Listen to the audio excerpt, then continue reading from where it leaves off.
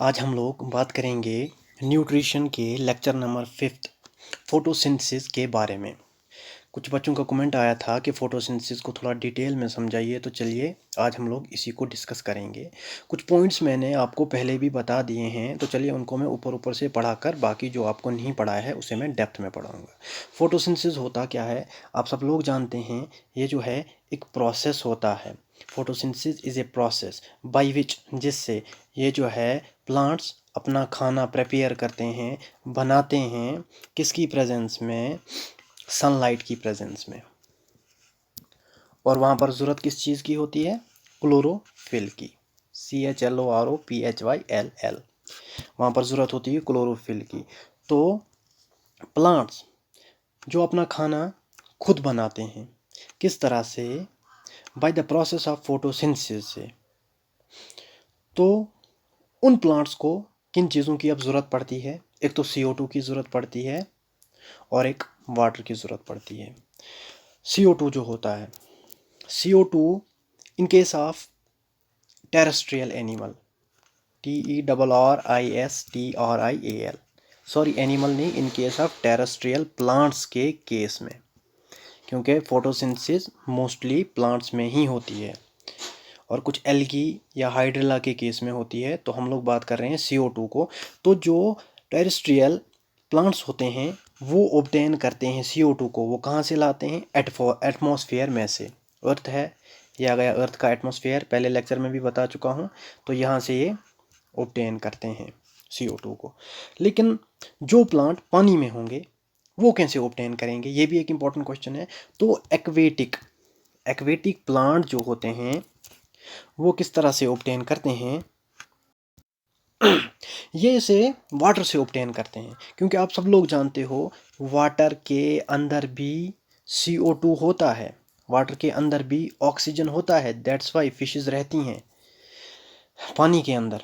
तो यहाँ पर एक्वेटिक प्लांट किस तरह से, वो जो है CO2 डिज़ोल्व होता है पानी में, घुला हुआ होता है पानी में, और उसी से वो लोग CO2 को ऑब्टेन करते हैं।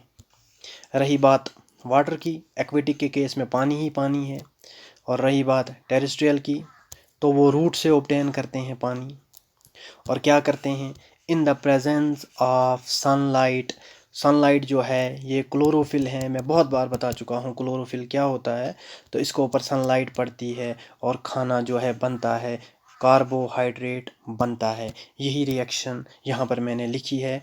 6CO2 12H2O, सनलाइट पड़ेगी क्लोरोफिल के ऊपर तो क्या बनेगा? C6H12O6 plus 6O2 plus 6H2O plus 6O2।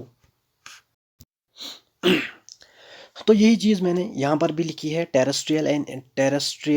Terrestrial plants जो होते हैं ये CO2 को ऑब्टेन करते हैं एटमॉस्फेयर में से, और एक्वेटिक प्लांट ऑब्टेन करते हैं CO2 को कहाँ से? वाटर से, जो डिज़ोल्व होता है वाटर के अंदर। अब एक और बात, CO2 जो है, CO2 लीव्स के अंदर तो चला जाता है, ये बात तो आप जानते हो, लेकिन कैसे जाता है? एक प्रोसेस होता है जिसे हम लोग डिफ्यूजन कहते हैं। ये दो टर्म होती हैं, एक होता है ऑस्मोसिस, OSMOSIS, ऑस्मोसिस, और दूसरा होता है डिफ्यूजन। ऑस्मोसिस क्या होता है? सिंपल टर्म्स में आपको मैं बताऊं तो ऑस्मोसिस होता है simply movement of molecules from lower concentration to higher concentration. ठीक है, मान लीजिए एग्जाम्पल के तौर पर, ताकि आपको समझ आ जाए, हम लोग जो हैं कहीं पर इत्र रखते हैं, सेंट कोई लगाता है, ठीक है ना? तो सेंट कितनी हम लोग लगाते हैं? बहुत कम लोग लगाते हैं, हम लोग लगाते हैं, लेकिन उसकी खुशबू जो है वो बाहर की तरफ जाती है, हर एक बंदे को आती है। तो ये एक्चुअली क्या होता है? ये छोटे छोटे जो मॉलिक्यूल्स होते हैं सेंट या परफ्यूम के अंदर, इनकी मूवमेंट होती है फ्रॉम लोअर कॉन्सेंट्रेशन, यहाँ पर ये बहुत कम है, और यहाँ की तरफ हायर कॉन्सेंट्रेशन की तरफ, बाहर के एटमॉस्फेयर की तरफ। इसको हम लोग कहते हैं ऑस्मोसिस। अब डिफ्यूजन क्या होता है? जब डिफ्यूजन होता है हायर कॉन्सेंट्रेशन से लोअर कॉन्सेंट्रेशन की तरफ मूवमेंट मॉलिक्यूल्स की, उसे हम लोग कहते हैं डिफ्यूजन। जैसे कि ऑक्सीजन बहुत ज़्यादा प्रेजेंट है हमारे एटमॉस्फेयर में। हम लोग कितना लेते हैं, हम लोग बहुत कम ले पाते हैं, तो ये आ जाएगा डिफ्यूजन में। और ये सिर्फ इतना नहीं है, ऑस्मोसिस और डिफ्यूजन, इसमें बहुत सारी चीज़ें आ जाती हैं। मैंने आपको रफली थोड़ा बहुत समझाने के लिए बताया कि ऑस्मोसिस जो है लोअर से हायर की तरफ डिफ्यूजन हो जाती है मॉलिक्यूल्स की, और डिफ्यूजन में हायर टू लोअर। अगर इससे भी ज़्यादा डेप्थ में जाना होगा तो ऑस्मोसिस जो है ना, ऑस्मोसिस में सिर्फ solvent, only solvent particles move करते हैं। सॉल्वेंट तो जानते ही होंगे, सॉल्यूट और सॉल्वेंट। सॉल्यूशन होता है एक, मान लीजिए एक सॉल्यूशन है, वो दो चीज़ों से बना होता है, सॉल्यूट प्लस सॉल्वेंट। सॉल्यूट जो होता है कम कॉन्सेंट्रेशन में, बहुत ही कम मात्रा में प्रेजेंट होता है, और अगर हम लोग सॉल्वेंट की बात करें तो सॉल्वेंट ज़्यादा मात्रा में प्रेजेंट होता है, हायर कॉन्सेंट्रेशन में प्रेजेंट होता है। यही फ़र्क है सॉल्यूट और सॉल्वेंट के बीच में। ऑस्मोसिस के केस में सिर्फ सॉल्वेंट जो हैं, सॉल्वेंट मूव करते हैं। सॉल्यूट, SOLUTE, सॉल्यूट जो है मूव नहीं करते। और यहाँ पर एक इम्पॉर्टेंट फीचर ऑस्मोसिस और डिफ्यूजन के बीच में यही डिफरेंस क्रिएट करता है कि ऑस्मोसिस के केस में जो है मूवमेंट जो होती है ना सॉल्वेंट की, ये होती है सेमी परमिएबल मेम्ब्रेन से। Semi, SEMI, semi, PERMIABLE, semi permeable membrane. Membrane की स्पेलिंग तो आपको आती ही होगी। और अगर मैं बात करूँ डिफ्यूजन की, डिफ्यूजन में सॉल्यूट भी, इसकी भी मूवमेंट होती है, इसकी भी शिफ्टिंग होती है, प्लस सॉल्वेंट की भी मूवमेंट होती है। और यहाँ पर कोई भी परमिएबल मेम्ब्रेन, शम्ब्रेन, सेमी परमिएबल मेम्ब्रेन का मसला ही नहीं है, यहाँ पर होती ही नहीं है। ठीक है ना। सेमी परमिएबल मेम्ब्रेन आपको पता होगा, परमिएबल मेम्ब्रेन एक ऐसी मेम्ब्रेन जिसमें से हर एक चीज़ पास हो गए। उसी तरह से सेमी परमिएबल मेम्ब्रेन जो है सिलेक्टेड चीज़ों को अंदर जाने देती है। यहाँ से तो बहुत ज़्यादा आ रहा है, यहाँ से सिलेक्टेड चीज़ें जो ज़रूरी हैं बॉडी के लिए उन्हीं को पास होने देता है। आई होप यहाँ तक आपको समझ आ गया होगा। वाटर जो होता है ना, वाटर जो होता है ना, वाटर, तो वाटर जो है प्लांट्स के अंदर जाता है किस प्रोसेस से? अब आप बताइए किस प्रोसेस से? ऑस्मोसिस से होगा या डिफ्यूजन से होगा? ये प्लांट है, ये इसके रूट हैं, रूट से पानी ऊपर चला जा रहा है, तो पानी जो है नीचे बहुत ज़्यादा है, लेकिन ये जितनी इस प्लांट को नीड होगी, जितनी रिक्वायरमेंट होगी, उतना उतना ही जाएगा। तो from lower to higher concentration, तो ये आ जाएगा ऑस्मोसिस। ठीक है ना। जो पानी जो ऊपर की तरफ चला जा रहा है प्लांट्स के अंदर, ये आ जाता है ऑस्मोसिस के अंदर। और जो CO2 ऑब्टेन करते हैं प्लांट्स, CO2 आपको पता है ये एटमॉस्फेयर से ऑब्टेन करते हैं। CO2 जो है, ये प्लांट आ गया, ये आ गया मान लीजिए एटमॉस्फेयर, CO2 अब ये ऑब्टेन करेगा लीव्स के द्वारा। तो CO2 एटमॉस्फेयर में बहुत ज़्यादा है, CO2 एटमॉस्फेयर में बहुत ज़्यादा है, और यहाँ प्लांट के लीव्स की तरफ आ रहा है from higher to lower concentration, तो इसे हम लोग कहते हैं डिफ्यूजन। डिफ्यूजन। तो मैंने जो यहाँ पर अब ये रिएक्शन लिखी है, फोटोसिंथेटिक रिएक्शन, ये यहाँ पर है। 6CO2 12H2O C6H12O6 plus 6H2O plus 6O2। इसमें दो चीज़ें होती हैं, तब जाके ये कंप्लीट होती है फोटोसिंथेटिक रिएक्शन। एक तो ऑक्सीडेशन और दूसरा रिडक्शन। ऑक्सीडेशन रिएक्शन क्या होता है, ये केमिस्ट्री की टर्म्स हैं। ऑक्सीडेशन होता है एडिशन ऑफ ऑक्सीजन, या तो ऐड हो जाएगा ऑक्सीजन, या removal, sorry addition of oxygen, oxygen की एडिशन हो जाएगी, या तो रिमूवल ऑफ हाइड्रोजन। ठीक है ना। ये हुआ ऑस्मोसिस, यानी ऑक्सीजन की एडिशन हुई तब भी हो गया क्या, ये ऑक्सीडेशन, या रिमूवल होगा हाइड्रोजन तब भी हो गई ऑक्सीडेशन। वहीं अगर हम लोग रिडक्शन की बात करें तो ये बिल्कुल अपोजिट होता है ऑक्सीडेशन का। ऑक्सीडेशन में हमने क्या पढ़ा, एडिशन होती है ऑक्सीजन की, और ये रिमूवल होता है क्या, हाइड्रोजन। वहीं रिडक्शन के केस में एडिशन होती है हाइड्रोजन की और रिमूवल होता है ऑक्सीजन। ठीक है, होप ये भी आपको समझ आ गया होगा। चलो नहीं भी आया होगा, ये आपको मैं समझाने के लिए बोल रहा हूँ, ये तो नहीं आएगा एग्जाम में। तो यहाँ पर अब क्या होगा केमिकल रिएक्शन में, देखिए ऑक्सीडेशन हो जाएगी H2O की, और बनाएगा क्या अब ये, आगे चल के प्रोडक्ट जो है ये ऑक्सीजन बनाएगा। देख लीजिए ये जो वाटर है, वाटर को क्या करेगा, वाटर की ऑक्सीडेशन हो जाएगी, यानी एडिशन ऑफ ऑक्सीजन या रिमूवल ऑफ हाइड्रोजन। यहाँ से हाइड्रोजन रिमूव हो जाएगा और यहाँ पर O2 बन जाएगा, या इसके साथ हाइड्रोजन नहीं है क्योंकि हाइड्रोजन रिमूव हो गया, ऑक्सीडेशन हो गई, तो आगे चल के ऑक्सीजन बन गया। इसी तरह से CO2 इसकी रिडक्शन हो जाती है, CO2 इसकी हो गई रिडक्शन और बना क्या, बना ग्लूकोज। रिडक्शन क्या मैंने बोला, एडिशन ऑफ हाइड्रोजन या रिमूवल ऑफ ऑक्सीजन। तो यहाँ पर एडिशन ऑफ हाइड्रोजन हो रहा है, यहाँ पर देख लीजिए 6CO2, यहाँ पर कोई हाइड्रोजन नहीं है और यहाँ पर हाइड्रोजन 12 बन रहे हैं। तो यही जो है इस प्रोसेस से ये केमिकल रिएक्शन कंप्लीट हो जाती है। होप यहाँ तक आप लोगों को समझ आ गया होगा। अब हम लोग चलते हैं कंपोनेंट्स की तरफ। कंपोनेंट्स यानी कौन कौन सी जो जो चीज़ें फोटोसिंथेसिस में इन्वॉल्व होती हैं उनको हम लोग थोड़ा थोड़ा पढ़ेंगे। लाइक क्लोरोफिल आपने अभी तक पढ़ लिया 4 लेक्चर में, मैं हर बार एक क्लोरोफिल की मैंने टर्म यूज़ की है। CO2, उसके बाद H2O वाटर, उसके बाद सनलाइट, ये सभी चीज़ें। और उसके बाद हम लोग पढ़ेंगे फोटोसिंथेसिस जो है 2 फेजेस में होता है, एक तो फोटो केमिकल रिएक्शन और डार्क केमिकल रिएक्शन। ये मैंने पहले भी बताया है लेकिन यहाँ पर हम लोग थोड़ा ज़्यादा पढ़ेंगे। ये जो क्लोरोफिल होता है बहुत बार मैं बता चुका हूँ। मान लीजिए ये लीव है, इसके अंदर सेल ऑर्गेनेल है क्लोरोप्लास्ट। क्लोरोप्लास्ट के अंदर पिगमेंट्स होते हैं ग्रीन कलर के जो ट्रैप करते हैं सोलर एनर्जी को। ये सन है, यहाँ से इन्होंने सोलर एनर्जी ले ली और इसी से फिर बाद में कार्बोहाइड्रेट बन जाता है। और इन पिगमेंट्स को हम लोग, ये जो स्मॉल पोर्स होते हैं, पिगमेंट्स होते हैं, इनको हम लोग कहते हैं क्लोरोफिल। क्लोरोफिल जो है लीव्स के अंदर होते हैं और इनका मेन काम क्या होता है, ट्रैप करना सोलर एनर्जी। ये जो ट्रैप करते हैं ना सोलर एनर्जी, इसकी वजह से इनका एक और नाम पड़ा है photo receptor. PHOTO, photo, RECEPTOR, photo receptor. Photo का मतलब होता है लाइट, रिसेप्टर होता है एक्सेप्ट करना, ये लेते हैं लाइट को, एब्जॉर्ब कर लेते हैं, इसलिए हम लोग इनको फोटो रिसेप्टर्स कहते हैं। फोटो रिसेप्टर बहुत सारे टाइप्स के होते हैं, जैसे कि ए फोटो रिसेप्टर ए है, बी है, सी है, डी है, उसके बाद ई भी है। तो इनमें से जो ए और बी है ना, ये मोस्ट कॉमनली, मतलब हर एक मैक्सिमम ऑफ द लीव्स में ए बी वाला क्लोरो फोटो रिसेप्टर जो है पाया जाता है। और इनका काम क्या होता है, ये मेनली 3 कलर को एब्जॉर्ब करता है, ये आप याद रखेंगे, एक तो वायलेंट को, ब्लू को और रेड को। ये चीज़ें मैंने पिछले लेक्चर में नहीं बोली थी, अब मैं इनमें बोल रहा हूँ।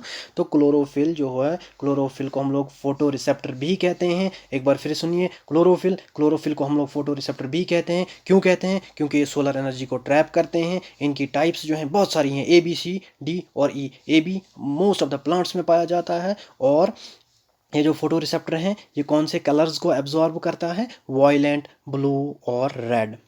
इसके अलावा जितने भी हैं उनको ये एब्जॉर्ब नहीं करता है।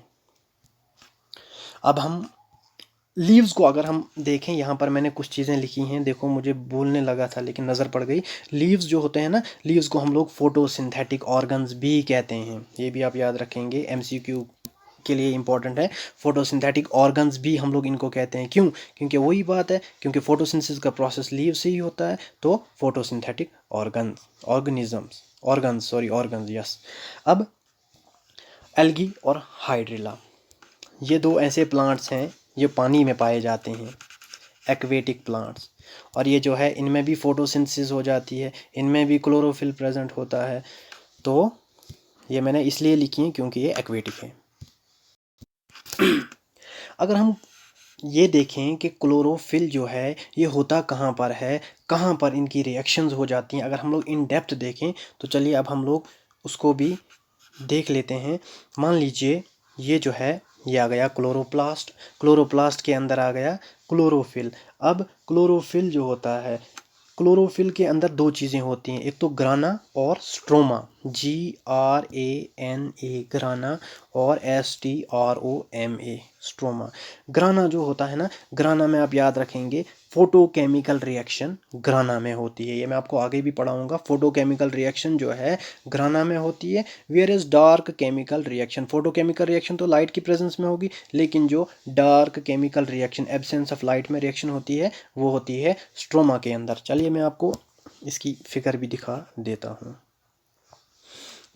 ये देख लीजिए, ये है क्लोरोप्लास्ट, ठीक है ना। क्लोरोप्लास्ट डबल मेम्ब्रेन से बना हुआ होता है, ठीक है।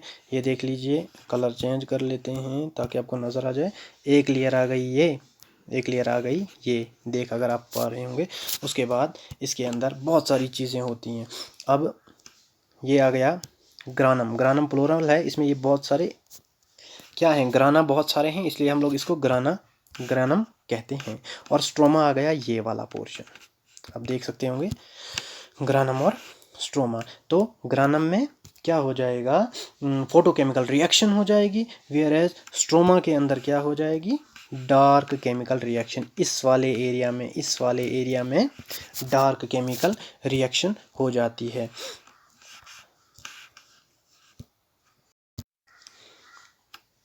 तो हम लोग ये बात कह सकते हैं कि प्रोसेस ऑफ फोटोसिंथेसिस जो है, अगर हम लोग माइक्रो लेवल पर देख रहे हैं तो कहाँ पर होता है, एक तो स्ट्रोमा में होता है और एक तो ग्राना में होता है। होप इस फिगर से आप सब लोगों को समझ आ गया होगा। यहाँ पर लिखा भी है, ये आउटर मेम्ब्रेन है, ये वाली आउटर मेम्ब्रेन, ये आ गई इनर मेम्ब्रेन, इनको थाइलाकॉइड्स कहते हैं, थाइलाकॉइड्स। उसके बाद ये आपने याद नहीं रखना है, आपने याद यही रखना है, ये आ गया क्या, ये आ गया स्ट्रोमा और ये आ गया ग्राना। इन्हीं में जो है फोटोसिंथेसिस की रिएक्शन होती है।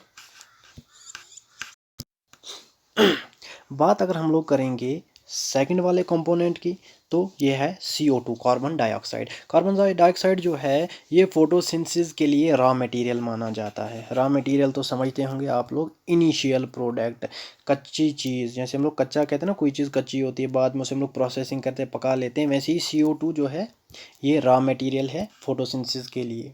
देखिए यहाँ पर भी रिएक्शन में भी दिखाया गया है, CO2 इस वाली साइड है और बाद में ये क्या आगे करेगा, जब ये फोटोसिंथेसिस करेगा आगे रिएक्शन, लेकिन ये जो है इनिशियल प्रोडक्ट है, तो ये जो है रॉ मटेरियल होता है। फोटोसिंथेसिस के लिए बहुत ही इंपॉर्टेंट ये भी होता है, इन केस ऑफ लैंड प्लांट्स, जो ज़मीन पर प्लांट्स होते हैं ना, वो तो इसे ऑब्टेन करते में से लेंगे, ये अर्थ है, ये एटमॉस्फेयर है, यहाँ से लेंगे। लेकिन एक्वेटिक क्या करेंगे, एक्वेटिक तो एटमॉस्फेयर से नहीं ले पाएंगे, तो वो क्या करते हैं, वो जो CO2 डिज़ोल्व होता है वाटर के अंदर वही ऑब्टेन कर लेते हैं। ये जो है CO2 ये डिज़ोल्व होता है, ऑक्सीजन भी डिज़ोल्व होता है वाटर के अंदर, तो ये एक्वेटिक प्लांट्स उनको इस्तेमाल करते हैं। ये जो CO2 होता है ये सुबह और शाम के टाइम, इवनिंग एंड मॉर्निंग के टाइम बहुत ही कम होता है। यानी कि सुबह और शाम को सनलाइट बहुत ही कम होगी, तो उस टाइम जो है ये मतलब इसकी बहुत ज़्यादा मतलब ये बहुत ज़्यादा खर्च हो जाता है प्लांट से, और जब सनलाइट होती है उस टाइम कम हो जाता है। तो इस तरह से ये इक्वल हो जाता है। और इस इक्वल होने को मतलब सुबह जो है इंटेंसिटी ऑफ लाइट जो है बहुत ही कम होगी, और प्लांट को इसे इस्तेमाल CO2 इस्तेमाल करने की बहुत ही ज़रूरत पड़ती है रेस्पिरेटरी प्रोसेसेस के लिए, और बाद में इसे ये इक्वल करता है bye the process of photosynthesis. और इस चीज़ को हम लोग कंपनसेशन पॉइंट कहते हैं, COMPENSATION, कंपनसेशन पॉइंट कहते हैं। होप ये भी आपको समझ आ गया होगा। अगर नहीं भी आया होगा आप कमेंट में लिख लीजिएगा, ये वाला पॉइंट मैं फिर से बताऊंगा। यहाँ पर मैंने लिखा भी है, मॉर्निंग और इवनिंग में जो है इसकी कंजप्शन बहुत ज़्यादा हो जाती है, इक्वल करने के लिए एटमॉस्फेयर से ये ले लेता है, और कंपनसेशन पॉइंट कहते हैं। एक बार फिर से बता देता हूँ फिर से, ताकि आपको कन्फ्यूजन जो है दूर हो जाए। इन केस ऑफ मॉर्निंग, जब सुबह है जब शाम है सनलाइट बहुत ही कम है, CO2 जो है बहुत ज़्यादा रिलीज़ होता रहता है प्लांट से। क्यों? क्योंकि उस टाइम रेस्पिरेशन जो है बहुत तेज़ होती है। अब इसको तो इक्वल करना है, इक्वलाइज करना है, इक्वल करने के लिए ये ऑब्टेन करता है बाद में CO2 को एटमॉस्फेयर से। जब ये इक्वल हो जाए उस चीज़ को हम लोग कहते हैं एक पॉइंट, कंपनसेशन पॉइंट।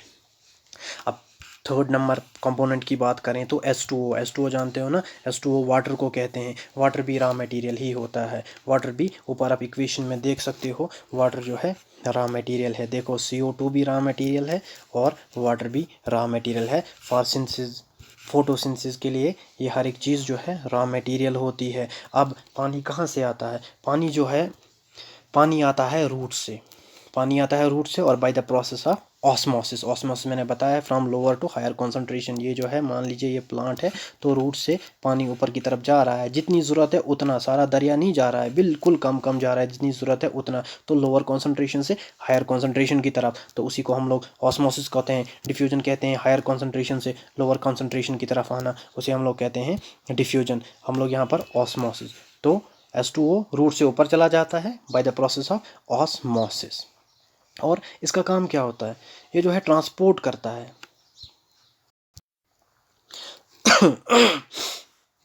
तो वाटर जो है, इसको ट्रांसपोर्ट, वाटर को ट्रांसपोर्ट कौन करता है? यहाँ पर मैं दिखाता हूँ आपको। वाटर जो है, इसको ट्रांसपोर्ट कौन करेगा? इसको प्लांट से ऊपर की तरफ कौन ले जाएगा? तो वेस्कुलर टिश्यूज़ ले जाते हैं। वेस्कुलर टिश्यूज़ कौन कौन से हैं? वेस्कुलर टिश्यूज़ कौन कौन से हैं? याद रखिए, xylem, XYLEM, xylem, PHLOEM, phloem. Xylem और फ्लोम, जाइलम और फ्लोम का क्या काम होता है? जाइलम पानी पहुंचाता है प्लांट को, फ्लोम जो है बाकी ये कार्बोहाइड्रेट, कार्बोहाइड्रेट फूड शुड जो है, ये जो है फ्लोम पहुंचाता है। तो वेस्कुलर टिश्यूज़ पहुंचाते हैं। इन टिश्यूज़ की ही वजह से जिन प्लांट्स में ये टिश्यूज़ प्रेजेंट होंगे, जाइलम, फ्लोम होंगे, बाकी वेस्कुलर टिश्यूज़ होंगे, उनको हम लोग वेस्कुलर प्लांट्स कहते हैं। क्यों हम लोग उनको वेस्कुलर प्लांट्स कहते हैं? क्योंकि उनमें वेस्कुलर टिश्यूज़ प्रेजेंट होते हैं। अब मैं दिखाता हूँ आपको। जाइलम जो होता है ना, जाइलम जो है डेड सेल्स का होता है। ठीक है, ये बात भी इंपॉर्टेंट है। जाइलम जो है डेड सेल्स का होता है, वेयर एज फ्लोम जो होता है ना, वो लिविंग सेल्स का होता है। आपको फिगर भी दिखा देते हैं, देख लीजिए। ऐसे होता है, मान लीजिए ये प्लांट है, तो जाइलम जो है बीच में होता है, फ्लोम इसके बाहर होता है। ठीक है, तो यहाँ पर होगा शायद कहीं पर, यहाँ पर देख लीजिए। ये अगर फिगर है, जाइलम जो है अंदर होता है। ठीक है ना, ये रेड कलर का जाइलम है और ये डेड से बना होता है, डेड सेल से बना हुआ होता है। अगर हम लोग बात करेंगे किसकी, अब अगर हम लोग बात करेंगे फ्लोम की, तो फ्लोम देखिए जाइलम के बाहर प्रेजेंट है। फ्लोम देखिए जाइलम के बाहर प्रेजेंट है। ये आ गया जाइलम, ये आ गया फ्लोम, इसके बाहर होता है। ये करेगा क्या? खाना शाना पहुँचाएगा। जाइलम जो है पानी को पहुँचाता है। होप ये भी आपको समझ आ गया होगा। अब हम फिर से ऊपर की तरफ चलते हैं और अपना नेक्स्ट कंपोनेंट देखते हैं, सनलाइट। अब सनलाइट जो है, आपको तो पता ही है, प्रोसेस ऑफ फोटोसिंथेसिस जो है पॉसिबल नहीं है, बिल्कुल भी पॉसिबल नहीं है अगर सनलाइट ना हो। और सनलाइट जो है ना, अब तो साइंटिस्ट मतलब वेल डेवलप्ड हो चुका है, नेशन हर एक जगह डेवलप हो चुका है, तो अब कुछ आर्टिफिशियल चीज़ें भी लाइट के लिए यूज़ की जाती हैं, जिससे प्रोसेस ऑफ फोटोसिंथेसिस होता है। लेकिन अब सन कहाँ और आर्टिफिशियल चीज़ें कहाँ। और ये जो और ये जो प्रोसेस होता है ना, ये जो फोटोसिंथेटिक एक्टिविटी है, ये जो फोटोसिंथेटिक प्रोसेस है, ये होता है विजिबल लाइट में। अगर आप स्पेक्ट्रम देखोगे ना, तो बहुत सारी रेडिएशंस आती हैं हमारे एटमॉस्फेयर में से, अल्ट्रावायलेंट, यूवी, ये वो, इंफ्रारेड। तो उनमें से जो विजिबल लाइट है, इसी की वजह से हम लोग चीज़ों को देख पाते हैं। और विजिबल लाइट जो है, इसमें से भी 3 कलर हैं। कितने कलर हैं? 3 कलर हैं जो ये लीव्स जो हैं एब्जॉर्ब कर पाते हैं। कौन कौन सा? वायलेंट, ब्लू और रेड। ये मैंने आपको पहले ही बता दिया है। फोटोसिंथेटिक जो एक्टिविटी जो है, ये वायलेंट की वजह से कम होती है, मिनिमम होती है। वायलेंट कलर जो होता है ना, उसकी वजह से मिनिमम, और रेड कलर की वजह से मैक्सिमम होती है। ये जो फोटोसिंथेसिस है, ये 2 फेजेस में होता है। पहला फेज़ फोटोकेमिकल रिएक्शन, दूसरा फेज़ डार्क केमिकल रिएक्शन। ये जो फोटोकेमिकल रिएक्शन होती है, ये ग्राना ऑफ क्लोरोप्लास्ट के अंदर होती है। अभी मैंने आपको दिखाया ग्राना, नीचे फिगर में आप फिर से आप खुद भी देख सकते हैं। तो ग्राना ऑफ क्लोरोप्लास्ट में होता है, और इस रिएक्शन को हम लोग हिल्स रिएक्शन भी कहते हैं। ये चीज़ इंपॉर्टेंट है MCQ के लिए। ये क्या हो गया, 1 मिनट। हाँ, तो हिल्स रिएक्शन इसे हम लोग कहते हैं, MCQ के लिए बहुत ही ज़्यादा इम्पोर्टेंट है। यहाँ पर फॉर्मेशन होती है। फॉर्मेशन किसकी होगी? ATP की। तो मैं आपको क्या बोल रहा हूँ, फोटोकेमिकल रिएक्शन में बनता क्या है? एक तो ATP बनता है, एडिनोसिन ट्राइफॉस्फेट बनता है, और दूसरी चीज़ NADPH2। ये बहुत लेंथी इनकी फुल फॉर्म है, ये आपको याद भी नहीं रहेंगी, और ये आपको एग्ज़ाम में ये आएगा भी नहीं। और ये ATP और NADP ये बनता किससे है? वाटर जो है, ये डिसोशिएट हो जाता है, ये टूट जाता है। एक तो हाइड्रोजन के अंदर, एक तो हाइड्रोजन अलग हो जाएगा और कुछ इलेक्ट्रॉन्स बन जाएंगे, और उन्हीं का बाद में प्रोसेसेस, बहुत सारी रिएक्शंस होती हैं, और ADP और एडिनोसिन ट्राइफॉस्फेट ATP लिखना था, सॉरी थोड़ा गलत हो गया, प्लस NADPH2 की फॉर्मेशन होती है। और ये जो दो चीज़ें बन गई, ये जो दो चीज़ें बन गई, ये हेल्प करती हैं। अब ये इनका आगे का काम है डार्क रिएक्शन को कंप्लीट करने में। अब ये सेकंड फेज़ में हेल्प करती हैं, इस डार्क केमिकल रिएक्शन को कंप्लीट करने में हेल्प करती हैं। और ये जो सेकंड फेज़ है ये कहाँ पर होगा, ये होगा stroma of chlorophyll, stroma of chlorophyll के अंदर होगा। उसके बाद ये जो है डार्क केमिकल रिएक्शन, इसको हम लोग डार्क रिएक्शन भी कहते हैं, ये तो आपको पता है, ये पता ही है ये आप लोगों को। अब डार्क केमिकल रिएक्शन जो होती है ना, ये मैंने यहाँ पर भी एक बार फिर से लिखा है, फॉर दिस एनर्जी जो है ऑब्टेन की जाती है फोटोकेमिकल रिएक्शन से। ये इस ऊपर वाली रिएक्शन से जो हमने ऊपर पढ़ी, ATP प्लस NADPH2, ये जो हमने पढ़ी, इससे ये ऑब्टेन करता है एनर्जी, और इसका इस्तेमाल करेगा सिंथेसिस ऑफ कार्बोहाइड्रेट के लिए।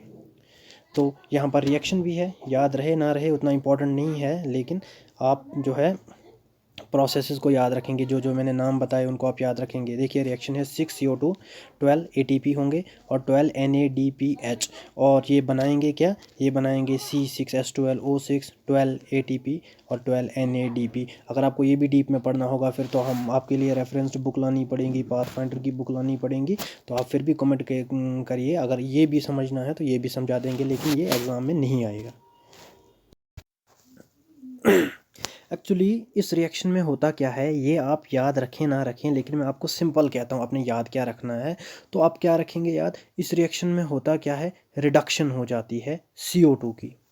CO2 की रिडक्शन किस में हो जाएगी, और बनाएगा क्या, स्टार्च प्लस शुगर। तो यहाँ पर आप ये एंड मत कंसीडर कीजिए, ये गलत हो गया थोड़ा लिखने में। तो होगा क्या, रिडक्शन हो जाएगी CO2 की, और बनेगा क्या, शुगर बनेगा और स्टार्च बनेगा। और इसको हम लोग एक और नाम देते हैं, kelvin Benson cycle. Important question, dark chemical reaction का दूसरा नाम, डार्क रिएक्शन भी वो तो याद रह ही जाएगा, लेकिन तीसरा नाम केल्विन बेंसन साइकिल, ये बहुत इंपॉर्टेंट है, ये नाम आप याद रखेंगे। MCQ के पर्सपेक्टिव से ये बहुत ही ज़्यादा इंपॉर्टेंट है। अब हम लोग इसके बाद पढ़ेंगे कुछ फैक्टर्स हम लोग पढ़ेंगे जो फोटोसिंथेसिस के लिए इंपॉर्टेंट है, जो जिनका इफेक्ट पड़ता है प्रोसेस ऑफ फोटोसिंथेसिस में। जैसे कि लाइट है, लाइट का इफेक्ट पड़ता है, टेम्परेचर का इफेक्ट पड़ता है, CO2 का इफेक्ट पड़ता है, H2O वाटर का इफेक्ट पड़ता है, एट्सेट्रा। लेकिन उससे पहले हम लोग कुछ फैक्चुअल पॉइंट्स जान लेते हैं, मे बी वो भी एग्ज़ाम में आ जाएं। तो पहली नंबर बात, जो रूट प्रेशर होता है, रूट प्रेशर तो समझते होंगे, प्लांट्स के नीचे जो रूट्स होते हैं उनका प्रेशर, पानी किस स्पीड से जा रहा है, खाना किस स्पीड से जा रहा है, क्या क्या हो रहा है, तो वो प्रेशर किस से मेजर किया जाता है, वो नापा जाता है। एक मीटर आता है जिसका नाम है AUX ऑक्सानोमीटर, AUXANO ऑक्सानोमीटर से, ठीक है। दूसरी नंबर बात, हम लोग एक और मैं आपको पॉइंट बता देता हूँ, जो स्टोमाटा जो हमने पढ़े हैं ना, जो किडनी शेप्ड के होते हैं, उनके अंदर गार्ड सेल्स होते हैं। तो ये गार्ड सेल्स जो हैं ये दूसरे सेल्स के साथ भी इंटरेक्ट करते हैं। ये दूसरे, यहाँ पर मान लीजिए सेल है, ये इंटरेक्ट करते हैं दूसरे सेल्स के साथ भी, और इन सेल्स को हम लोग सब्सिडरी, SUBSIDARY, सब्सिडरी सेल्स कहते हैं।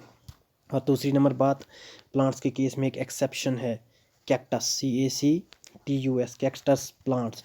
आमतौर पर प्लांट्स के केस में क्या हो जाता है, दोपहर को, दिन को स्टोमाटा ओपन होता है, STOMATA, स्टोमाटा ओपन होता है ड्यूरिंग डे टाइम, जब सूरज हो, और रात को बंद हो जाता है। लेकिन इन केस ऑफ कैक्टस, स्टोमाटा जो है रात को ओपन होते हैं, जब मून होगा, ये सन नहीं है ये मून है, तो क्या हो जाएगा, स्टोमाटा ओपन होते हैं नाइट को और दिन को बंद हो जाते हैं। होप ये भी आपको समझ आ गया होगा। अब हम लोग फैक्टर्स को देखते हैं, जो फैक्टर्स इंपॉर्टेंट है फोटोसिंथेसिस के लिए।